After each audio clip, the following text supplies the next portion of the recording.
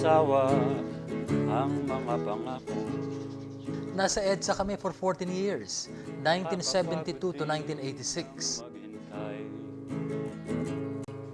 Ang mga pangakong laging napapako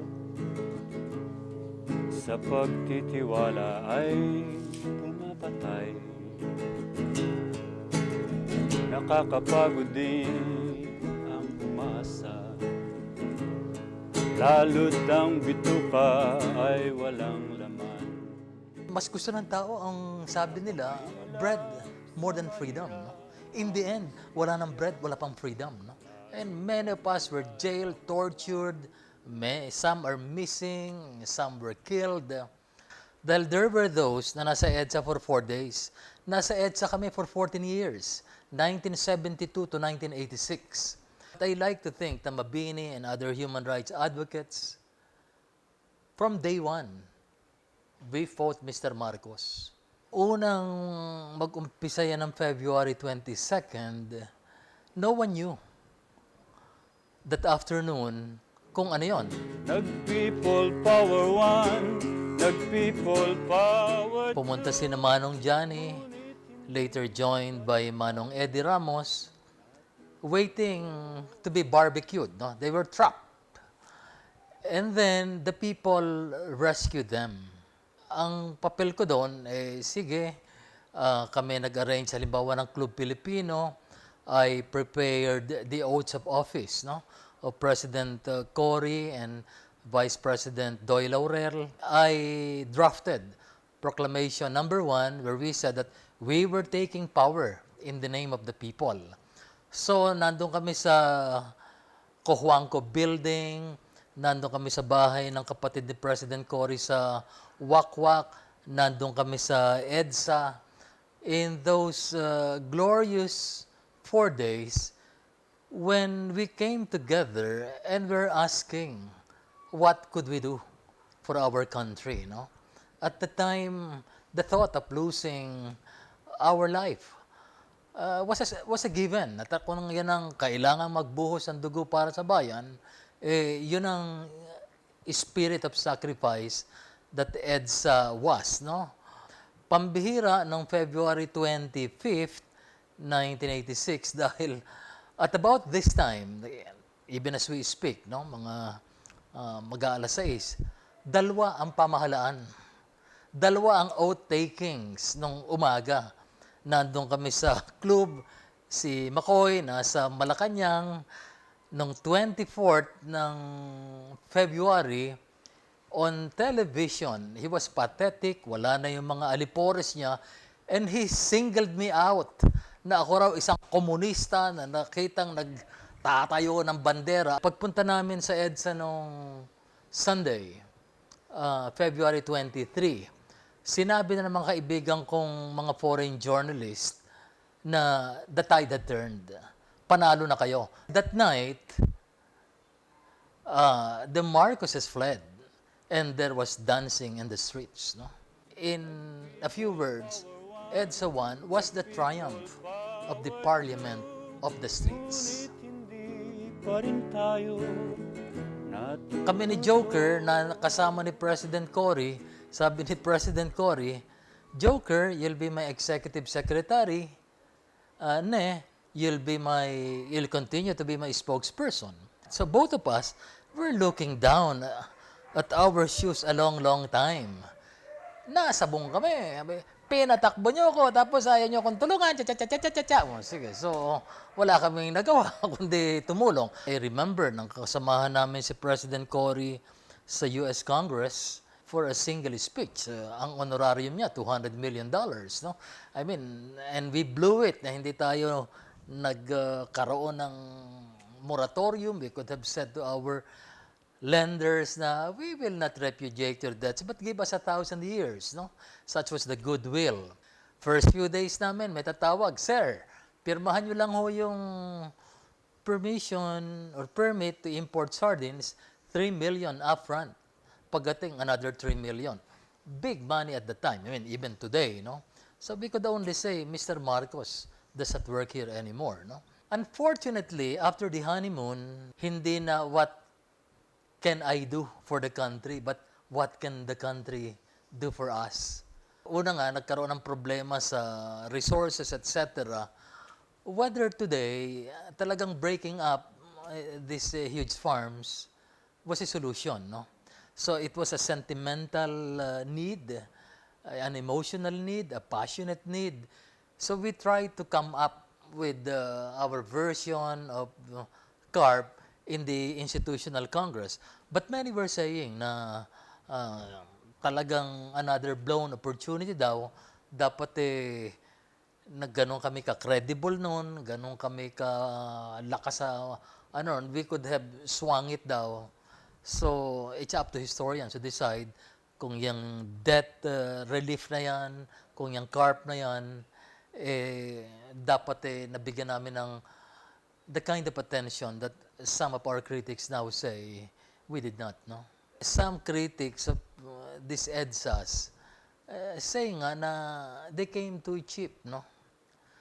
Na it's only the purifying effect of a bloody revolution that could really dismantle the small, very small elite, aristocracy that has really lorded it.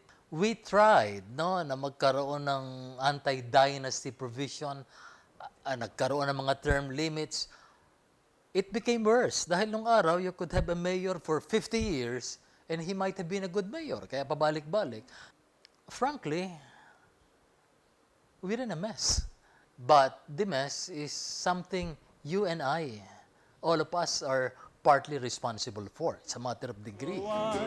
Nag-people power too, ngunit hindi. That was a case of constitutional infidelity. Kung sila nag-revolutionary, hindi ako pipiyok. The reason na I have always condemned what happened in 2001 is that GMA and company keep insulting my little intelligence. Dahil talagang walang death, walang resignation, walang permanent disability, walang impeachment. So if they had gone revolutionary, tapos, I would have been quiet. Maraming chismis dahil nga yung sumulat si Rene Corona at si Tony Carpio na dinideclare na disabled si ERAP, which is not in the Constitution either.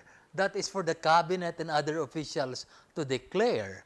Sa pagmamadali nila na magkaroon siguro ng mga rewards. Alin dalawa, justices na ng Supreme Court, no? Which was not what EDSA 1 was all about. It was about sacrifice, not about rewards. Nung umagang yon, talagang frantic si Justice Cecilia Muñoz Palma, no? Who they used to describe was the only justice with balls in the Senate. Nung panahon ni Ginoong Marcos, tinatawagan si Chief Justice. What is, kasi in-announce na isa-swear in daw eh. So, frantic si Casiling, tatawagan si June Davide. June, what is your constitutional basis? But he avoided her. Yan ang problema pag yung hysteria prevailed sa lynch mob. But that was what happened in 2001. That was unlike in 1986 when I said, no, we became darlings of the world. God, we stood 10 feet tall and we were praised all over the world. No one of consequence outside the Philippines supported EDSA 2. Unlike Marcos, who was a dictator through and through, ERAP, for whom I did not vote in 1998, got an overwhelming mandate. Whether it's the papacy or the presidency of the US or in England, etc., you have good and bad leaders. But you have to follow the Constitution, you have to follow the rule of law for the institutions to mature and grow. So we hope na as we mature, that we will really develop respect for the rule of law, which was the big loser in 2001. Ngunit hindi pa rin tayo natututo. You know, EDSA 1 was to me the only valid EDSA. Yung 2 and 2.5 or 3 were caricatures. We are a young democracy. Talagang there is room for imperfection, etc. Pero kung at any time na the elite or the mob or whoever may not like things and will not work within the system, then I really fear for the future of this country. Dahil you have to, a country can survive bad leaders and bad policies. But unless we restore respect for the rule of law, baka down the tube sa tayo. Like I said, some observers are giving us a maximum of 3 years. At the same time, I cannot blame those who see in such convulsion dahil ang tingin nila, ganun nga, they are not heard. Dominado ng iilan eh. As leery as I am upon EDS 3 or 4 or whatever, the more and more naman na makita nung nakararami na as disenchanted as they are, lalong lalakas yung mga armed option ang preference. And malungkot dahil baka magka-civil war. Kaya I don't know if this is our last chance. Of course, yun nga, I can never give up on our people, no? Basically, na-testing natin sa EDSA 1, ano? Na the Filipino is decent. If the right leader taps the right chords, no, the Filipino responds. Sabi nga ni Ninoy, is worth dying for. And we can never, ever give up on the only motherland we have. Anong judgment yung kinasagisag? A generation of failures. Instead of building on what was bequeathed to us, wala. Talagang we're in a morass, no? Yan ang pamamana namin sa inyo at nakakahiya. So kayo mga bata pa, it's your turn, no? During your watch, we hope you'll do a far better job than our lost generation.